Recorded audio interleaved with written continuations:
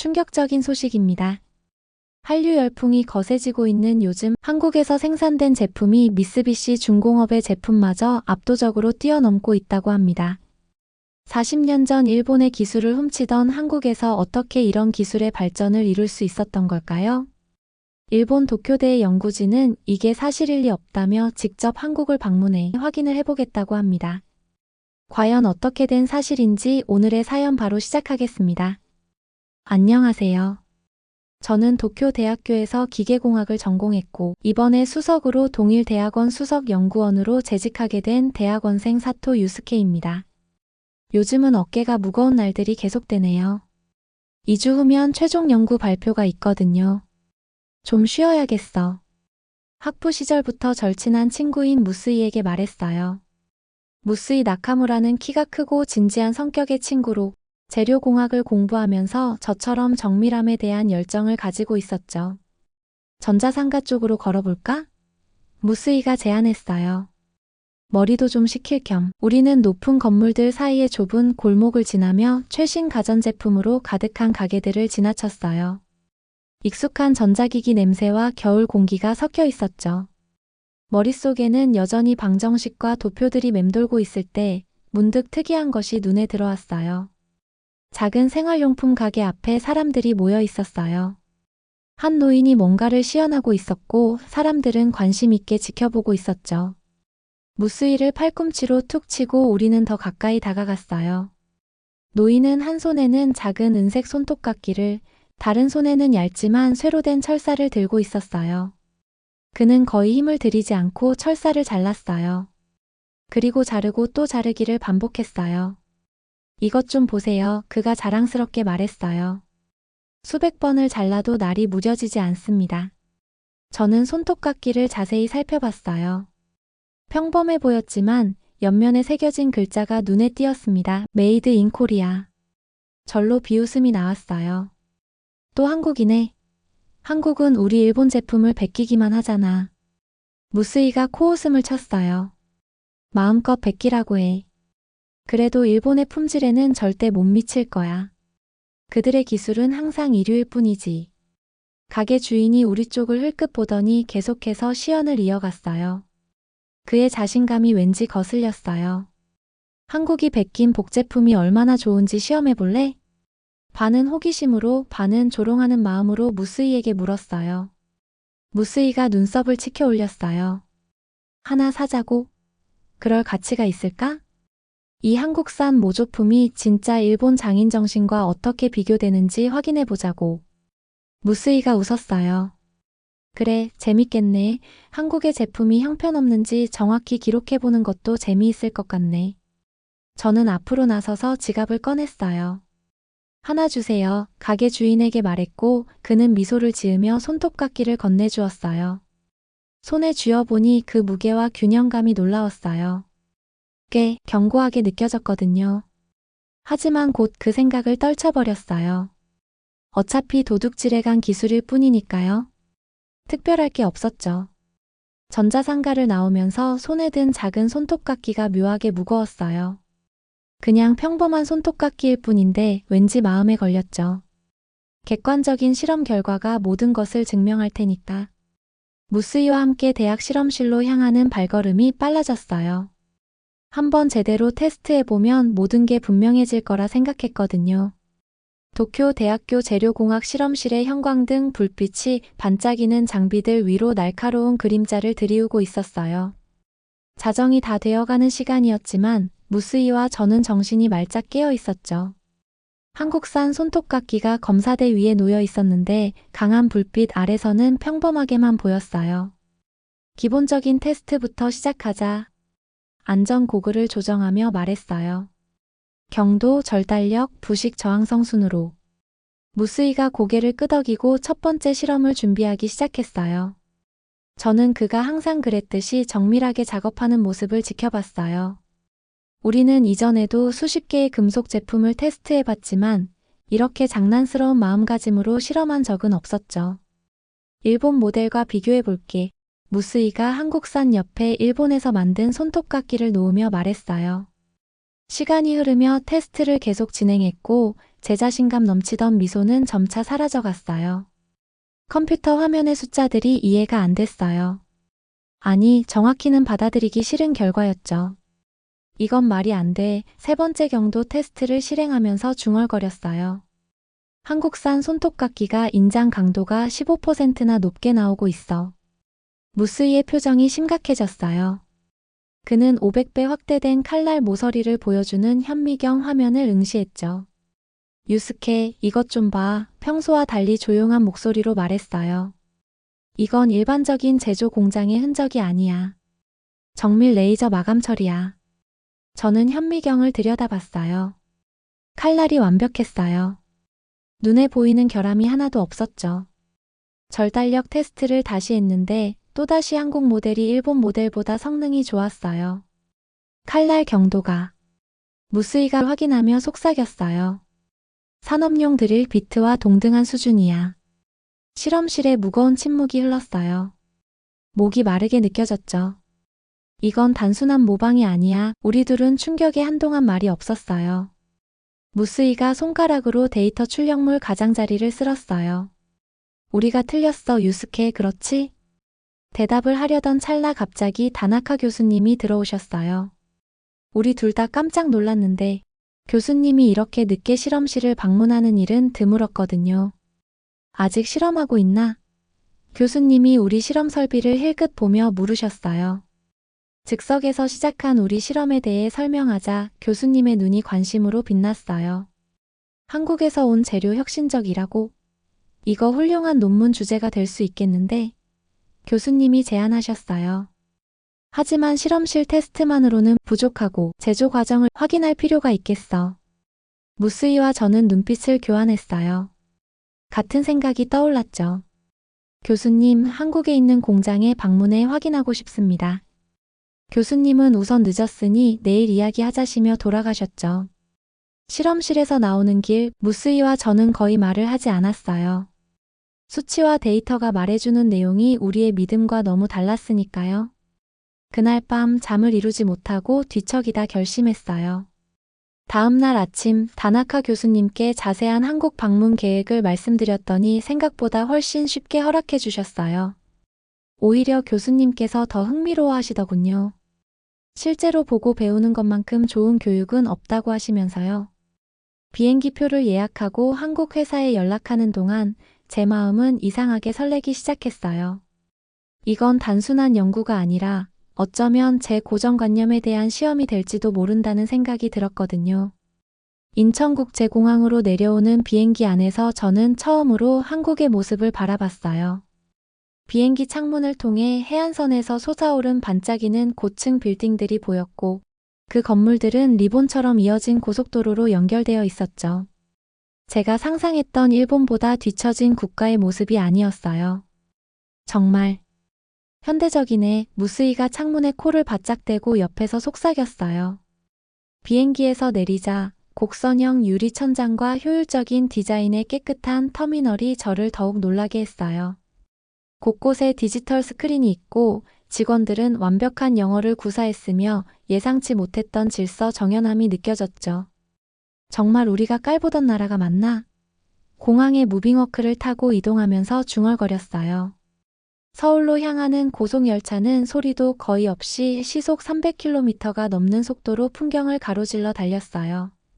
창문 너머로 논밭이 계획된 지역사회와 산업단지로 바뀌어가는 모습을 지켜봤죠.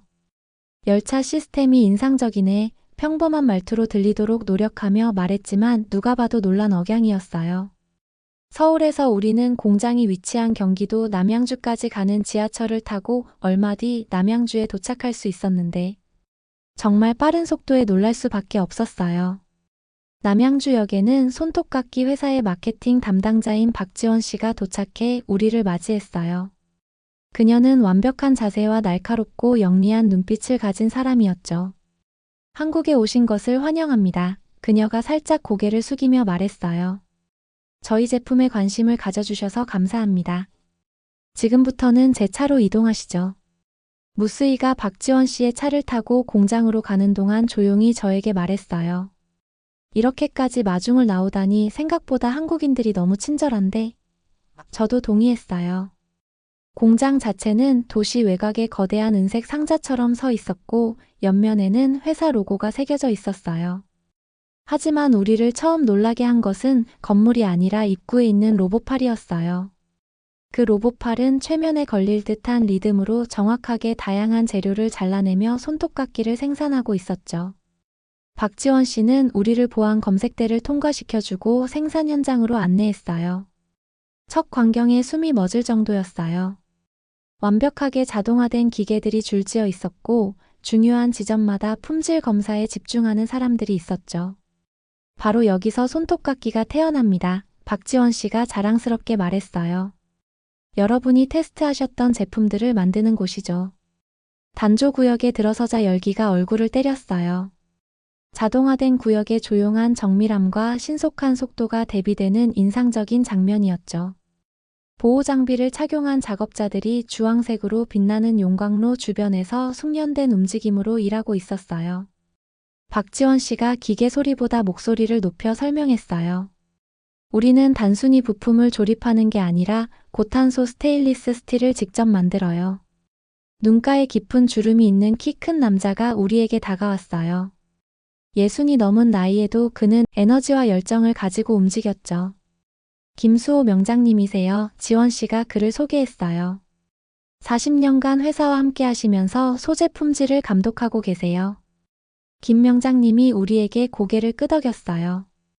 비밀은 재료 혼합 구성에 있지요. 그가 말했어요. 강철을 강화하고 부식 저항성을 높이기 위해 몰리브덴을 첨가합니다.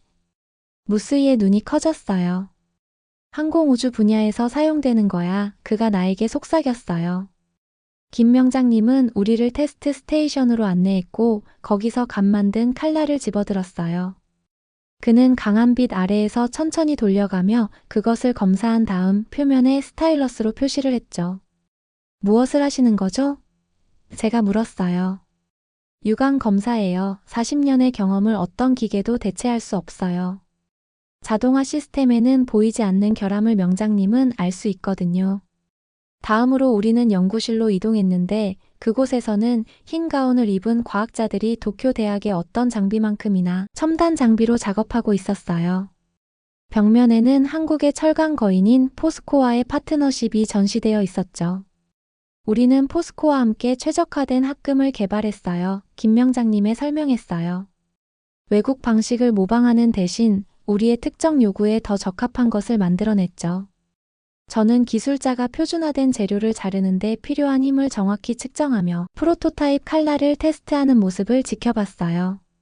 그 데이터는 즉시 미세한 조정을 제한하는 컴퓨터 모델로 전송되었죠. 기술은 중요하지만 장인의 손길 없이는 완성되지 않아요. 인간의 눈과 감각이 최종 결정을 내리죠. 무스이를 힐끗 봤어요. 그의 평소 자신감 넘치던 표정이 제가 좀처럼 보지 못했던 것, 바로 경이로움으로 바뀌어 있었어요. 생산 현장으로 돌아와서 저는 작업자가 최종 생산된 손톱가기를 확인한 후 손으로 섬세하게 기계를 조정하는 모습을 지켜봤어요. 첨단 기술과 인간 장인 정신의 조화는 제가 예상했던 것과는 전혀 달랐죠.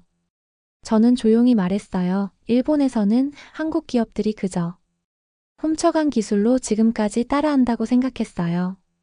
김 명장님은 불쾌해하지 않고 미소를 지었어요. 40년 전에는 아마도 그랬을 거예요.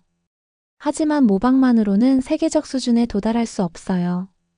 끊임없이 개선하고 도전해야만 세계적 수준이 가능하죠. 공장 견학을 마치고 나오는 길 머릿속이 복잡했어요. 방금 본 것들이 현실인지 의심될 정도였으니까요. 그 정밀한 기술, 끊임없는 혁신, 그리고 무엇보다 장인 정신과 현대 기술의 완벽한 조화. 제가 알던 세계와는 완전히 달랐어요. 잠시 쉬었다 가시죠. 우리 휴게실에서 차라도 한잔하시면서요. 박지원 씨의 제안에 고개를 끄덕였어요. 솔직히 앉아서 생각을 정리할 시간이 필요했거든요. 회사 휴게실은 예상외로 따뜻하고 편안했어요. 나무 패널로 덮인 벽에는 제 시선을 즉시 사로잡은 사진들이 걸려 있었죠. 우리 회사의 역사예요. 박지원 씨가 제 시선을 따라가며 설명했어요. 가장 오래된 사진들은 흑백이었어요. 낡은 옷을 입은 사람들이 단순한 기계 옆에 자랑스럽게 서 있었죠. 시간 순으로 사진들이 진행되면서 장비는 더 정교해지고 시설은 더 커지고 미소는 더 자신감 있어 보였어요. 차 한 잔 드실래요? 지원 씨가 작은 테이블을 가리키며 권했어요. 우리가 시작했을 때가 생각나네요. 김 명장님은 부드럽지만 자부심이 가득한 목소리로 말했어요. 우리에겐 모든 것이 도전이었어요. 일본 제품은 상당히 뛰어납니다. 우리의 품질 통과 기준이었으니까요. 매일 밤 늦게까지 남아서 일했어요. 그가 차를 저으며 계속했어요. 분석하고 테스트하고 더 나은 품질을 개발하기 위해 없는 걸 만들기 위해 우리는 밤새 노력했죠. 무스이가 제 옆에서 불편하게 몸을 움직였어요. 그래서 무엇을 깨달으셨나요? 조용히 물었어요. 김 명장님이 미소 지었어요. 우리는 주변 다른 나라와 경쟁을 멈췄어요. 우리만의 길, 우리만의 강점을 찾아야 한다는 걸 깨달았죠. 그는 휴대폰을 꺼내 젊은 시절의 자신이 도쿄의 무역 박람회를 방문하고 손에 노트를 든 채 일본 공장 밖에 서 있는 사진을 보여주었어요. 예전에는 일본 엔지니어들을 정말 존경했어요. 지금도 대단하다고 생각하고요. 하지만 이제는 일본 바이어들이 우리에게 와서 우리 제품을 요청하죠. 저의 오만함의 무게가 가슴을 짓눌렀어요. 모든 경멸적인 발언들, 열등하다는 가정들이 고통스러운 선명함으로 머릿속에서 다시 재생됐어요. 저희는 한국이라는 나라 자체에 대한 선입견이 있었던 것 같습니다. 김 명장님은 고개를 끄덕였고 제가 말한 것보다 훨씬 더 많은 것을 이해하고 계셨어요. 자부심은 자연스러운 거예요. 그가 대답했어요. 하지만 성장과 변화도 마찬가지죠. 20년 전만 해도 일본 엔지니어들이 우리 방식을 배우러 올 거라고는 상상도 못했어요. 하지만 지금 일본뿐 아니라 세계에서 저희 기술을 배우러 온답니다. 그날 밤 호텔 방에서 무스이와 저는 침묵 속에 앉아 있었어요. 우리의 여정을 시작하게 했던 손톱깎이가 우리 사이의 책상 위에 놓여 있었죠. 이상하네, 무스이가 마침내 입을 열었어요. 이 작은 물건이 우리가 알고 있다고 생각했던 모든 것을 바꿔버렸어. 저는 손톱깎이를 집어들고 그 완벽한 무게와 균형을 느꼈어요. 이제 그것은 단순한 금속이 아니었어요. 수십 년간의 결단력, 인내, 그리고 발전하는 장인 정신의 구현체였죠. 김 명장님의 말이 계속 머릿속을 맴돌았어요. 우리는 경쟁을 그만하고 우리만의 길을 찾았죠. 그 말이 가슴에 와닿았어요. 어쩌면 우리 모두는 누군가를 따라가다가 어느 순간 자신만의 길을 찾아야 하는 건지도 모르겠다는 생각이 들었죠. 도쿄로 돌아오니 모든 것이 똑같아 보였지만 느낌은 달랐어요. 익숙한 대학 복도, 붐비는 거리, 모퉁이마다 있는 편의점들 모두 변함없었지만 제 눈에는 이제 다르게 보였죠. 캠퍼스로 가는 길에 백화점에 들렀어요. 거기 개인용품 코너에는 우리가 연구했던 바로 그 브랜드의 한국산 손톱깎이가 한쪽 벽면 가득히 전용 진열대에 채워져 있었어요. 한국의 손톱깎이 제품들은 구석이 아닌 눈에 띄는 자리에 전시되어 있었죠. 이것들이 여기 진열된 지 얼마나 됐나요? 점원에게 물었어요. 한국산 손톱깎이요? 10년은 넘은 것 같은데요? 우리 매장 베스트셀러예요. 그녀가 무심하게 대답했어요. 기숙사 공용 거실에서 제 동급생인 다케시가 손톱을 깎고 있는 걸 발견했어요. 그거 한국산 손톱깎이야? 이미 답을 알면서도 물었어요. 응, 당연하지. 그가 제 질문에 놀라며 말했어요. 모두 다 이걸 사용하잖아. 편견에 눈이 멀어 알아차리지 못했던 저만 빼고 모두요. 발표일에 무스이와 저는 교수님들과 동료 연구원들 앞에 섰어요. 프로젝터에는 우리의 연구 결과가 표시되었고 저는 깊은 숨을 들이마셨어요. 우리의 연구는 한국 기술이 단지 일본의 혁신을 모방한다는 가정에서 시작됐습니다. 제가 말을 시작했어요. 우리는 틀렸습니다. 강의실이 조용해졌어요. 저는 첨단 금속 공정 기술, 품질 관리 시스템, 그리고 가장 중요하게는 우리가 목격했던 자동화와 장인 정신의 독특한 조화에 대해 설명했어요.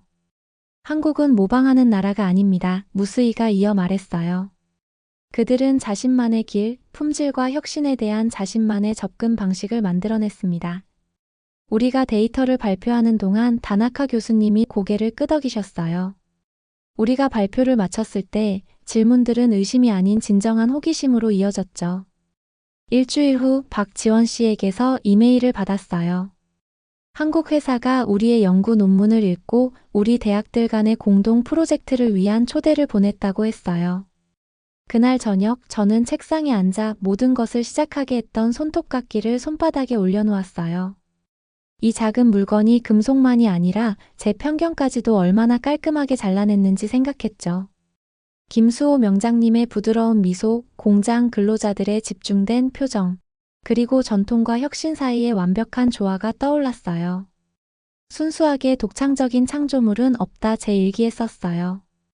진정한 혁신은 모방을 뛰어넘고 한 단계 더 발전했을 때 나타나는 결과물이다. 오늘의 사연 잘 시청하셨나요? 오늘 소개된 사연이 여러분의 마음을 따뜻하게 만들었다면 구독과 좋아요를 눌러주세요. 여러분의 구독과 좋아요는 영상을 제작하는 데 있어 정말 큰 힘이 됩니다. 그럼 지금까지 감동 스폰서였고요. 끝까지 시청해주셔서 감사합니다.